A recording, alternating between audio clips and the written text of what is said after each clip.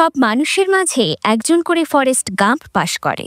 ছবিতে আমরা Forrest Gump দেখলেও বাস্তবে তা আমরা দেখতে পাই না বললেই চলে। ফরেস্ট গাম্পের মতো উদ্যম নিয়ে বেঁচে থাকা মানুষের জন্য কক্সবাজারে অনুষ্ঠিত হতে যাচ্ছে টেকসই পর্যটনের জন্য দৌড় প্রতিপাদ্য নিয়ে কক্সবাজার রান।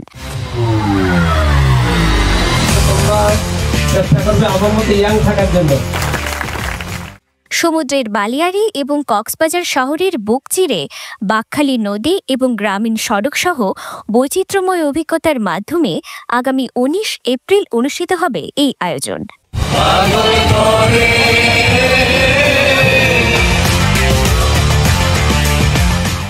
এই ইভেন্টের 2 ক্যাটাগরির রানের রেজিস্ট্রেশন সম্পন্ন হয়েছে অনলাইনে। 7.5 কিলোমিটার এবং 21 কিলোমিটারের 2 ক্যাটাগরিতে দৌড়াবেন স্থানীয় সহ দেশ ও বিদেশের প্রায় 1000 রানার। পেশাদার এবং অপেশাদার দৌড়বিদ এতে অংশ নেবেন। এমন অনন্য আয়োজনের মূল উদ্দেশ্য বাংলাদেশের পর্যটনকে গ্লোবালি তুলে ধরা এবং টেকসই পর্যটনের জন্য সকলকে উদ্বুদ্ধ করা। কক্সবাজার রান 2025 এটা আমাদের সেকেন্ড এডিশন। আমাদের 2023 সালে একটা হয়েছিল।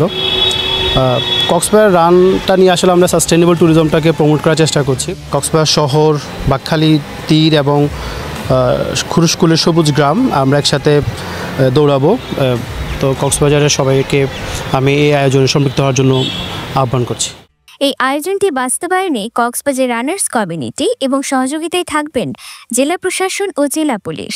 কক্সবাজার রানার্স কমিউনিটি নির্বাহী পরিচালক সাইফুল্লাহ সাদেক বলেন, মানসিক ও শারীরিক স্বাস্থ্য সুরক্ষায় নিয়মিত দৌড়ের বিকল্প নেই। আমরা 2023 সালে প্রথমবারের মতো আয়োজন করেছিলাম কক্সবাজার রান। তো এবার দ্বিতীয়বার হচ্ছে। এই রান আয়োজনে রয়েছে কক্সবাজার রানার্স কমিউনিটি, যে কক্সবাজারের ইউথদের একটা সংগঠন যারা রানিং এবং এক্সারসাইজ চর্চা করে। এবং রানিংয়ের মাধ্যমে আমরা যে বার্তাটা দিতে চাই সেটা হচ্ছে যে এই রানের স্লোগানটা হচ্ছে রান ফর সাস্টেনেবল ট্যুরিজম। এর মাধ্যমে আমরা যেটা দেখাতে চাই, যেহেতু রানিং বা ম্যারাথন যেহেতু একটা গ্লোবাল স্পোর্টস বা একটা অ্যাক্টিভিটিস, তো কক্সবাজার একটা গ্লোবাল সিটি, ট্যুরিস্ট সিটি। এখানে এই রানিংটাকে আমরা জনপ্রিয় করতে চাই। 2 ক্যাটাগরিতেই অংশগ্রহণকারী মোট 18 জনকে পুরস্কৃত করা হবে। এছাড়া দূর থেকে আগত রানারদের জন্য কক্সবাজার শহরের বিভিন্ন হোটেলে বিশেষ ছাড়ের ব্যবস্থা করেছেন আয়োজকেরা। মুমতাহিনা মাহি, পেনুয়া নিউজ।